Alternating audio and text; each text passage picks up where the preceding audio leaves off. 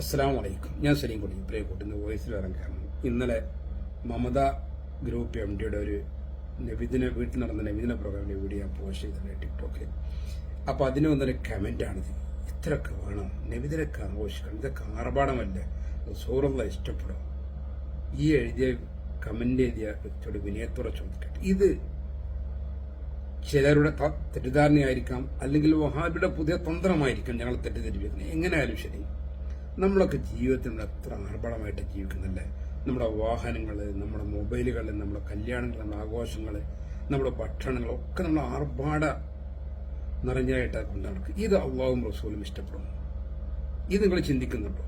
ഇതിനെക്കുറിച്ച് നിങ്ങൾക്ക് എന്താ പറയുന്നത്? ഈ കാശ്, ഈ ആർഭാടം നമ്മൾ കുറച്ചിട്ട് ആ കാശ് പാവങ്ങളെ സഹായിക്കാൻ, എത്തിയും കുട്ടികളെ സഹായിക്കാനൊക്കെ ഉപയോഗിച്ചുകൂടെ? അങ്ങനെ ചിന്തിച്ചിട്ടുണ്ടോ? ഇവിടെ വിഷയം നമ്മൾ ആരുടെ ജന്മദിനത്തിലാണ് സന്തോഷിക്കുന്നത്? റസൂലുള്ളാഹി സ്വല്ലല്ലാഹു അലൈഹി വസല്ലം. ആരാണ് റസൂലുള്ളാഹി? റഹ്മത്തുൽ ലിൽ ആലമീൻ. ഈ ലോകത്തിന്റെ റഹ്മത്ത്, എല്ലാ ജീവജാലങ്ങൾക്കും റഹ്മത്ത്. അള്ളാഹുവിന്റെ റസൂൽ വഫാത്ത് സമയത്ത് ഉച്ചരിച്ച വാക്ക് ഉമ്മത്തി ഉമ്മത്തി എന്നാണ്. നമ്മുടെ ചിന്ത റസൂലുള്ളാഹിന്റെ ഉമ്മത്തിന്റെ ചിന്ത ഉണ്ടായിരുന്നു. ആ റസൂലുള്ളാഹിന്റെ ജന്മദിനമാണ്, അനുഗ്രഹമാണ്, അനുഗ്രഹത്തിന്റെ പേമാരിയാണ്, സുഗന്ധമാണ് റസൂലുള്ളാഹിന്റെ ജന്മദിനം. ആ ഒരു ദിവസം നമ്മൾ സന്തോഷിക്കുമ്പോൾ എന്താണ് നല്ലത്? നമുക്ക് ഇഷ്ടപ്പെട്ട ആളുകളുടെ ആഘോഷങ്ങൾക്ക് വേണ്ടിയിട്ട്, സന്തോഷങ്ങൾക്ക് വേണ്ടി ഇത്ര ചെലവഴിക്കാൻ നമ്മളല്ലേ. അതിലും നമുക്കൊരു മാനസിക പ്രയാസങ്ങളൊന്നും തോന്നാറില്ല.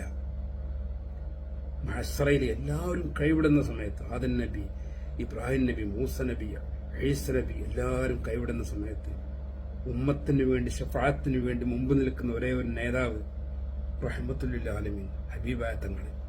ആ റസൂലുള്ള ഭൂമി ലോകത്തേക്ക് വന്ന ദിവസത്തിൽ സന്തോഷത്തിലേക്ക് പിന്നെ മുസ്ലിമാണെന്ന് പറഞ്ഞ് ജീവിക്കുന്നത് എന്തിനാണ്? എന്തർത്ഥത്തിലാണ്? ഇങ്ങനൊരു അനുഗ്രഹം വേറെ ഉണ്ടോ? ഇങ്ങനെ സന്തോഷം വേറെ ഉണ്ടോ?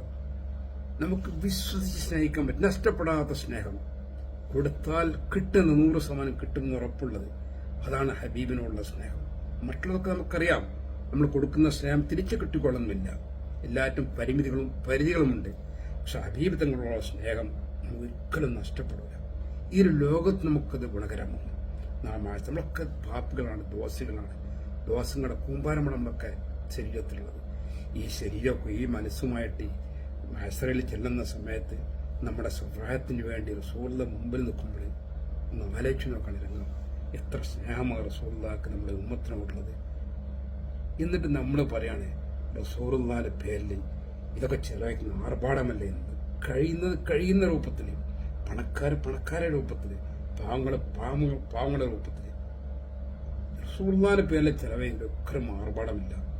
അത് റസൂലുള്ളാഹിക്കും അല്ലാഹു സുബ്ഹാനഹു വ ഇഷ്ടപ്പെട്ട പ്രവൃത്തിയാണ്. ഇതൊക്കെയാണ് ഇങ്ങനെയാണ് നമ്മൾ ചിന്തിക്കേണ്ടത്. നമ്മുടെ സ്വന്തം ജീവിതത്തിൽ ആർഭാടങ്ങൾ നമ്മൾ മാറ്റിവെക്കാൻ തയ്യാറില്ല. നമ്മളൊക്കെ വിജയത്തിന് നിദാനമായ, നമ്മുടെ മൊത്തം അനുഗ്രഹമായ ഹബീബ് തങ്ങളുടെ ജന്മദിനത്തിൽ സന്തോഷിക്കുമ്പോൾ നമുക്ക് ആർഭാടമായി തോന്നുകയാണ്. ഇത് നമ്മൾ തിരുത്തപ്പെടേണ്ട ധാരണയാണിത്.